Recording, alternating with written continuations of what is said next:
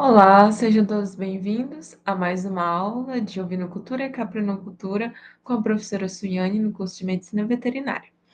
Hoje, na nossa aula 6, correspondente à nossa unidade 6, veremos manejo de pastagens e instalações.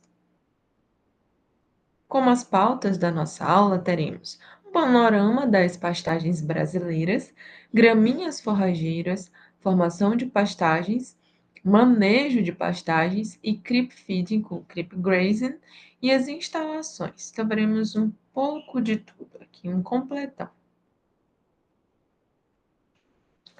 Bem, nós sabemos que as pastagens brasileiras, elas são, em sua maioria, né, em sua grande maioria cultivadas, certo? Nós temos também pastagens naturais, tá? De campos naturais, e nós temos essas pastagens sendo utilizadas para a produção de ruminantes, tá? Então, aqui, principalmente, trazendo aqui um mapa, né, um panorama dessas pastagens brasileiras, elas são utilizadas para essa produção de ruminantes. Não só grandes ruminantes, como bovinos e bovalinos, mas também pequenos ruminantes, como ovinos e caprinos, certo?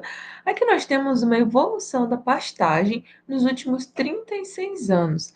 Então, vejam só, aqui nesse primeiro conjunto de mapas, né, do lado esquerdo, nessa parte mais escura. Nós temos dos anos de 85 a 2020, em que houve o aumento de 39,1% da área total da pastagem, quando relacionado aqui com o ano de 2000 a 2020. Então, esse ano de 2020 teve um aumento significativo lá com relação a 1985. Então, aumentou aí cerca de 39% da área de pastagens brasileiras. Então, atualmente, a produção de ruminantes ela é predominantemente a pasto, tá? Temos áreas de confinamentos, temos áreas de confinamentos, mas a maioria é a pastagem, por ser uma criação a baixo custo, quando relacionado, por exemplo, a sistemas de confinamento, por exemplo, em que o custo é mais elevado. Aqui é com relação à qualidade dessa pastagem, dos anos de 2000 até 2020. Então, vejam que antes a maior parte das pastagens estava em algum grau de degradação, né? Estava severamente degradado. Agora não, nós temos quase metade aí dessas pastagens sem degradação. Então, uma melhora nos últimos 20 anos. Então, o que nós estamos lutando cada vez mais é aumentar a produtividade daquelas pastagens, dos pastos que nós já temos, sem precisar abrir novas áreas, sem precisar deixar aquelas áreas degradadas ali e partir para novas. A famosa terra cansada, né? Ah, a terra cansou, vou abrir uma nova área. Não, trabalhe com a área que você já tem de uma forma produtiva. Então, esse é o caminho que nós estamos tentando trilhar, estamos trilhando ao longo dos últimos anos. E aqui constatando que houve essa melhora, né? E nós torcemos para que melhore cada vez mais. Então, aqui nesse mapa, nós temos os biomas brasileiros, no mapa do lado direito, em que nós temos Amazônia, Caatinga, Cerrado, Pantanal, Mata Atlântica e Pampa, tá? Nesses biomas, nós temos grande parte da Caatinga e do Pampa com pastagens degradadas. E o Cerrado e a Amazônia está caminhando ali para uma maior parte de pastagens não degradadas. Então, ainda tem muito a se fazer, né? Temos bons resultados? Temos. Porém, o caminho é longo ainda até chegar num ambiente totalmente não degradado, né? O mar é um dos 90% aí não degradado. É o nosso objetivo, então estamos caminhando.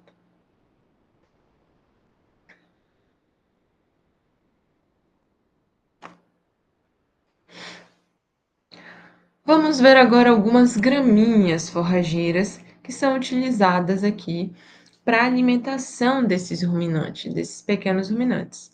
Então, nós temos dentre elas o capim andropógon, tá? O capim andropógon, ele é um capim que ele tem fácil adaptabilidade, né, às diversas condições climáticas, principalmente a condições adversas, tá? Tem muita gente que chama o capim andropógon de capim do fogo, o que é errôneo, né?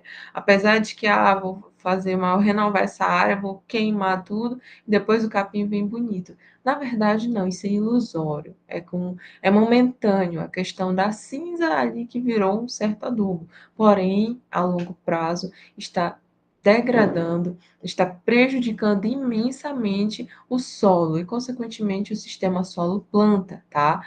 Então, o antropólogo ele é uma ótima opção, tá, para ser utilizado com ovinos e caprinos. Porém, né, se manejado da forma inadequada, ele pode ficar muito alto, então pode prejudicar um pouco a ingestão, a captura, o pastejo desses animais. Capim braquiária também é uma excelente alternativa. O capim braquiária, ele tem ali um bom teor de proteína bruta quando relacionado aos demais, né? Porém, é um capim que precisa ser manejado da forma correta também, para que ele não fique muito alto para esses animais. Existem cultivares novas que já têm um porte menor, são mais destinadas aos pequenos ruminantes, são bastante nutritivas, como, por exemplo, os híbridos da braquiária, o ipiporã, por exemplo, PRS ipiporã. Então, é um híbrido de braquiária que vem com uma proposta muito boa para grandes e pequenos ruminantes. Braquiária é o gênero mais produzido no Brasil, tá? Ele está espalhado em todas as regiões, existem várias cultivares, tá? Tanto para clima temperado quanto para clima tropical. Braquiária tem o seu hábito cespitoso, assim como o andropógon, ou seja, ele fica ereto, com seu crescimento. Então, é uma gramínea muito utilizada, tá? Em larga escala, quando nós falamos de ruminantes. Porém, existem algumas cultivares que podem causar fotossensibilização em ovinos, tá? Como, por exemplo, a Braquiária decubens e a Braquiária rosiciense, tá? Mas nenhum caso com Braquiária umidícola, tá? A Braquiária umidícola, ela é mais voltada para áreas alagadas, tá? Então, a Braquiária, por exemplo, ela tem cultivares e espécies destinadas para vários tipos de solo, por exemplo, tanto solos alagados quanto solos de terra firme, tá? Então, tem os seus hábitos de crescimento diversos que abrangem uma boa área, que fazem o fechamento do dossel. Então, isso é muito interessante do braquiário, porque, como eu falei, ele é um gênero aí disseminado pelo Brasil todo. E essa diversidade, esse amplo leque de opções do braquiária, faz dela uma excelente opção, tá, para os pequenos ruminantes.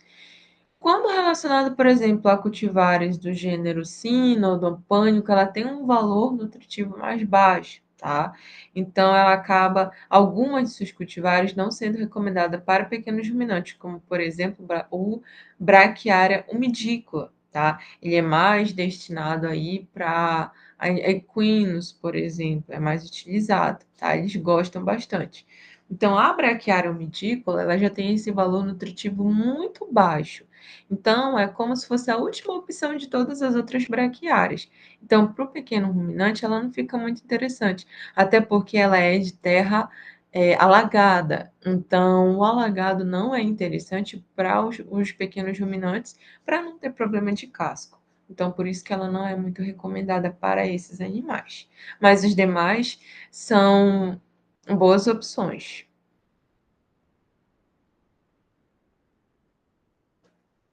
Capim búfeo, originário da África, né? Crescimento ereto, também cespitoso, com boa densidade de perfilhos. Os perfilhos são a unidade do capim. Então, um pezinho, entre aspas, do capim a gente chama de perfilho, tá? Variando, podendo chegar até 1,5 metros de altura, tá? Então, ele fica bem alto. Apresenta melhor crescimento em solos leves e profundos, boa drenagem e seu enraizamento é profundo. Esse capim é muito utilizado também na região Nordeste, tá? Então, o capim búfalo, ele é bastante utilizado para esses pequenos ruminantes na região Nordeste. Capim Tifton, as gramas, né, do gênero Sínodo. Então, estrela, os tíftons, tá? Então, o capim Tifton, né, as gramas no geral do gênero Sínodo, eles são capins extremamente nutritivos, tá? Muito nutritivos mesmo, quando relacionado, por exemplo, a uma braquiária, a um andropógon, então a um búfalo, tá? Então eles são top de linha ali para produção animal, tá? Eles são capins que são mais adaptados para uma região de um clima mais frio, tá? Uma temperatura um pouco mais baixa, mas em algumas regiões ali de centro-oeste, até norte, tem algumas áreas, umas cidades que nós temos alguns plantios perdão, de tifton. Então, são boas opções. Então, como ele tem uma relação folha-como muito pequena, por exemplo, ele tem mais folha, aliás, uma relação folha-como muito grande, né? Então ele tem mais folha do que como, né? Então ele é uma boa opção para fazer feno, tá? Então por isso que aqui na imagem, se vocês olharem bem, nessa segunda imagem, ele está cortado. Então ele é cultivado para produção de feno, porque ele tem muito mais folha do que como, do que talo. Então faz-se o plantio, né? Forma a pastagem, e aí depois o maquinário vem fazendo o corte, depois o enleiramento e, por fim, o enfardamento, né? Então, esse capim, ele é muito, muito bom para a produção de feno, tá? Capim Maçai, né? Maçai, Colonhão, Mombaça, são capins do gênero Pânico, tá? Também é um gênero muito bom, muito utilizado para a produção de ovinos e caprinos. São capins com um bom valor proteico também, tá? Eles são bem mais nutritivos do que braquiárias, do que andropógons, tá? São capins também disseminados pelo Brasil todo, tem muitos estudos que comprovam aí o valor nutritivo desses capins. Então, são opções boas a serem utilizadas também. Porém, são capins que têm um porte mais alto, tá? Então, o ideal de entrada deles é 70 centímetros, por exemplo. Então, para ovino caprino, eles são bons, porém é necessário aí ter um bom manejo para que eles não fiquem muito altos. Capim elefante, né? Capim elefante, ele é do gênero Peniceto, tá? Da espécie Peniceto purpureum. Lembrem que eu sempre falo aqui o nome do capim e o nome o, específico deles, né? Então, nós fala o gênero, fala a espécie. Então, é importante. Lembrem que eu falei lá nas primeiras aulas para vocês. Eles são reconhecidos mundialmente por esses nomes científicos, ok? Então, o capim-elefante, ele é um capim de corte, tá? Ele é um capim que fica muito alto, tá? Passa aí dos 3 metros, 4 metros, depende do objetivo que você vai ter com esse capim. Esse capim, ele é utilizado para fornecimento no coxo, tá? Então, você tem ali um capim de corte, que você vai cortar ele, vai passar na forrageira, ou você já vai passar colhendo, né, na colheitadeira nele, e aí você vai triturar e fornecer no coxo. Todos esses capins que eu mostrei são fonte de volumoso, tá? Então, todos vão requerer um manejo adequado para que eles possam ter um bom valor nutritivo. Lembrem do que eu falei, não é só porque ele é volumoso, quantidade, que ele não vai ter qualidade também, tá? Lembrem de fornecer uma boa fibra a esses animais.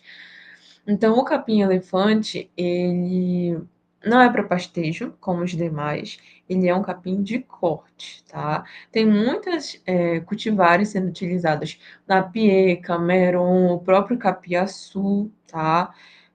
Dentre outros, tá bom?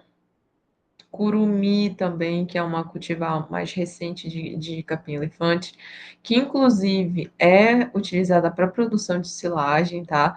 Tanto silagem quanto fornecimento in natura no coxo, tá?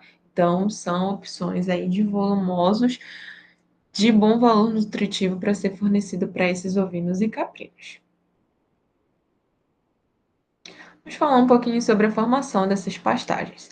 Antes de tudo, você precisa realizar a sua avaliação diária. Você avaliou a área, fez a coleta de solo, mandou para o laboratório e agora você vai interpretar. Vai ver se esse solo precisa de calagem ou não. que é o fornecimento do calcário para neutralizar a acidez do solo. Aqui é a fórmula da calagem, tá? Em que você vai ter um resultado em toneladas por hectare, em uma profundidade aqui de 0 a 20 centímetros, em que nós consideramos as saturações por base, as CT6, né, capacidade de troca de cátions, e o PRNT, do calcário, que é o poder relativo de neutralização total do calcário. Então, você vai ter aí o seu resultado em toneladas por hectare, tá? Feito o cálculo da calagem, você vai aplicar, tá? Sendo que aqui nós temos uma tabela com a classificação das plantas forrageiras por exigência de índice de saturação de bases. Então, por exemplo, tem forrageiras que requerem um solo mais básico, né? Com uma saturação de bases mais elevadas, e outros que toleram um pouco mais a acidez. Então, eu trouxe grupos aqui de gramíneas e leguminosas. Então, vejam aqui que, por exemplo, para a formação, os capins-elefante, tanzânia, aruana, tifton e corticross, que também é do gênero Sidondo, precisam de uma saturação de base um pouco mais elevada, de 70%. Aí, capins como Braquiária umidícola, decubens e batatais já toleram uma acidez de solo mais elevada, no caso 40% de saturação de base. Então vejam que dependendo da cultura que vocês forem utilizar ou cultivar, vocês podem aplicar um pouco mais de calcário ou um pouco menos. As leguminosas da mesma forma. Aqui nós temos a taxa de semeadura, tá? Na qual nós temos uma quantidade de quilos por hectare no resultado, em que nós consideramos as sementes puras viáveis dividido pelo valor cultural, tá? Esse valor cultural ele vai estar presente no rótulo, tá? Das sementes que vocês forem comprar.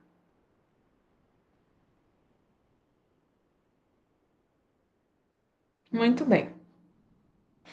Aqui é uma tabela de recomendações da taxa de semeadura para algumas gramíneas forrageiras.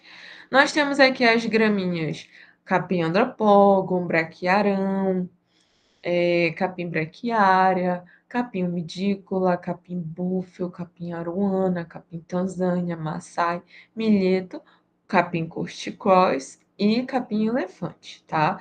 Então, a taxa de semeadura para elas, ó, varia. Vai desde os 2,5 quilos por hectare, no caso aqui do andropógon, até, por exemplo, 20 quilos, né, de semente por hectare, no caso do milheto.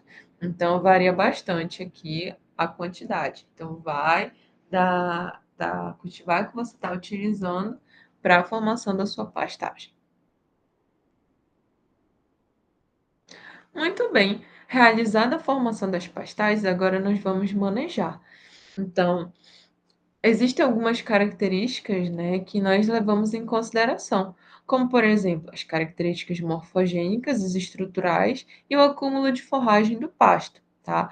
Características morfogênicas são as taxas, né? Taxa de alongamento de folha, taxa de aparecimento de folha, a taxa de alongamento do como, tá? Então, é requerível que essa taxa de alongamento de como seja menor, porém, conforme a planta cresce, ele alonga. Então, é ideal você atender, né, cumprir com as recomendações, por exemplo, de entrada e saída. Então, se você trabalha com capim Tanzânia, que precisa ser pastejada aos 70 centímetros de altura, você não vai deixar de chegar a 80, 90, 1 metro de altura para ser pastejado, porque esse capim ele já vai ter uma alta taxa de alongamento de como, vai ter uma baixa taxa de alongamento foliar e vai ter uma alta taxa de senescência, por exemplo. Então, você vai ter folhas velhas, folhas mortas e uma folha verde que não está crescendo. Então, isso não é legal, tá? Não é bom para os ovinos, porque você tem um material de péssima qualidade. Então, você quer um material de boa qualidade para que ele possa crescer e se desenvolver. Então, essas características são levadas em consideração nos estudos e principalmente na hora de avaliar no campo, porque lá você vai ter uma base do que você quer e do que você não quer para sua produção. Características estruturais. Levamos em consideração a altura, densidade de perfilhos por metro quadrado, a questão do padrão demográfico. Então, se você está tendo essa renovação de ciclos, de perfilhos, de famílias. Ah, não estou vendo crescimento aqui. Ou então está morrendo meus perfilhos, mas não está emitindo novos. Então, isso também não é bom. Então, essas são características estruturais levadas em consideração, como o nome já se diz, na estrutura da sua pastagem, tá? E o que nós queremos no final? Um bom acúmulo de forragem. Queremos que esse pasto seja produtivo. Realizamos a calagem, realizamos a adubação com uma boa taxa de semeadura, realizamos as manutenções para que esses animais possam ter um pleno desenvolvimento, sem prejudicar as suas plantas. Então lembre, as plantas os capins eles vão ser pastejados. Mas para isso é necessário respeitar o seu manejo correto para que eles possam ter uma boa rebrota, ter um bom restabelecimento, para que dê início a um outro ciclo de pastejo. Então, beneficiando os animais sem prejudicar suas plantas. Com isso, nós evitamos o quê? O superpastejo e o subpastejo. Então, esses são termos muito importantes no manejo das pastagens. Por exemplo, o superpastejo é quando você coloca muito animal, aumenta muito a sua taxa de lotação numa área determinada. Então, mais do que aquela planta suporta, mais do que aquela área suporta. Então, veja bem, se você tem uma pastagem que está ali com um bom acúmulo de forragem, com as características morfogênicas estruturais, uma beleza, e aí você enche de animal naquela área, mais do que ela suporta, eles vão comer, como a expressão diz, até o talo. É justamente essa a expressão. Eles vão comer as folhas e os talos, que são os cômoros. Então, não é isso que nós queremos. Nós queremos que haja uma porcentagem de lâmina foliar para que ele possa rebrotar, tá? Sem exigir muito do seu sistema radicular. Então, quando você coloca muitos animais, eles comem até o talo, o como, eles removem o meristema apical, que são as células de crescimento que diferenciam os tecidos. Então, quando você remove o meristema apical, você mata aquela planta, você mata aquele perfil, porque ele não vai mais crescer. Então, isso não é legal. Imaginem você remover grande porcentagem do meristema apical, e aí? E o outro ciclo, a outra geração de perfilhos vai diminuir, até um ponto que ela vai acabar e degradar a pastagem, tá? Subpastejo, mesmo raciocínio. Se você coloca poucos animais, menos animais do que aquela área suporta, você está o quê? Tendo sobra, muita sobra de comida, muita sobra de material. A um ponto que os animais não vão dar conta de pastejar aquela área, e aí as plantas vão crescer, crescer, crescer e vão ficar velhas, passadas, acumular muito material morto e senescente. Aí a próxima geração o próximo lote que vier, ele já vai pegar um material muito duro, muito velho, e aquele animal vai ficar gastando mais tempo ruminando do que se alimentando de fato. Então, por isso que é importante haver um ponto de equilíbrio. Nesse gráfico, eu mostro justamente onde é esse ponto de equilíbrio, em que você evita o subpastejo, o superpastejo, e você encontra ali no meio um momento exato de entrada e saída dos animais, em que eles vão aproveitar o material de excelente qualidade sem prejudicar o desenvolvimento das plantas.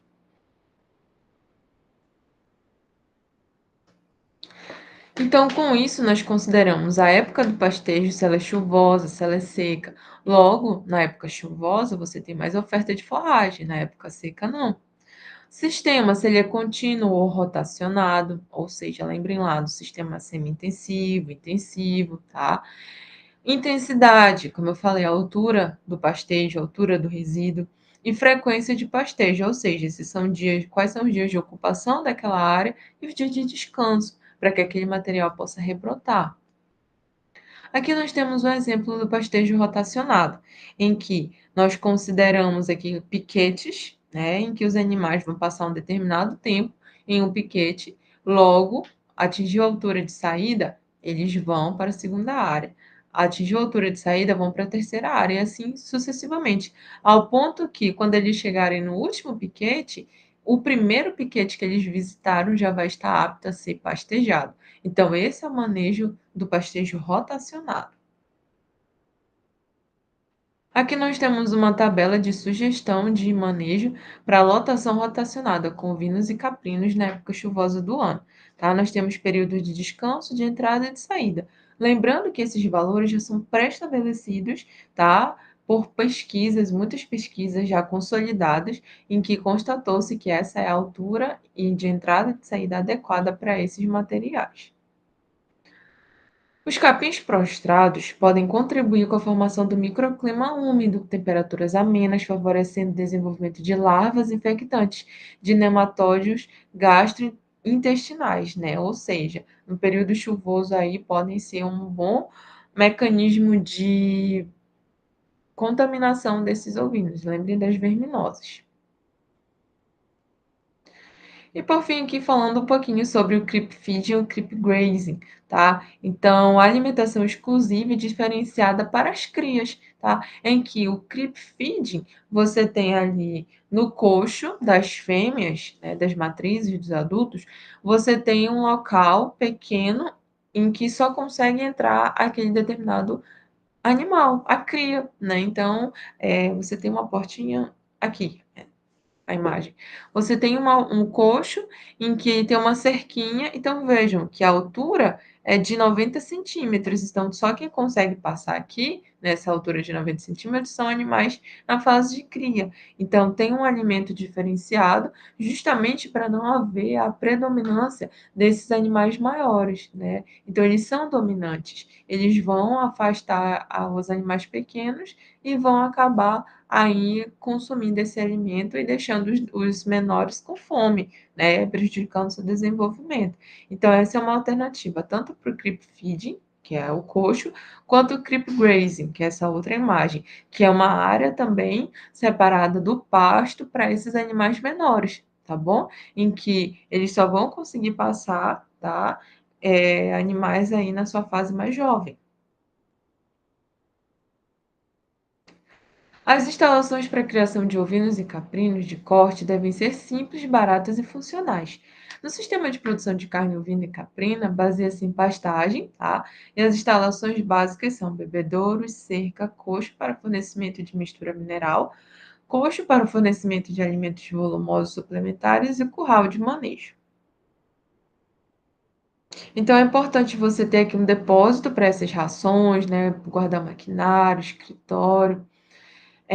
Reduzir aqui e facilitar a mão de obra para as tarefas diárias, facilidade de manejo do rebanho, controle de doenças, proteção e segurança dos animais, divisão das pastagens e armazenamento dos alimentos e ter uma localização dinâmica, tá? Uma orientação norte-sul em que você consiga ali fornecer a água, a comida, a dieta e seja mais próximo para esse manejador.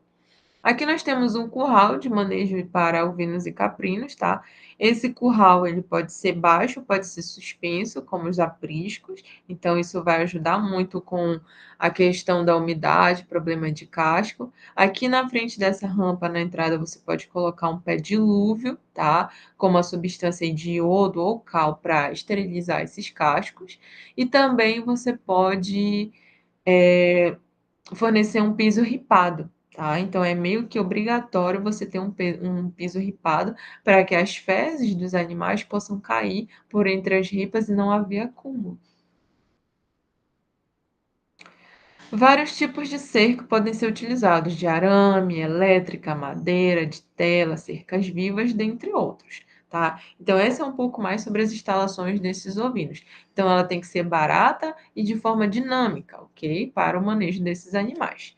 Bem, essa foi mais uma aula, né? Nossa unidade. Desejo a todos bons estudos e façam as atividades, interajam nos fóruns e desejo a todos um bom aproveitamento das aulas.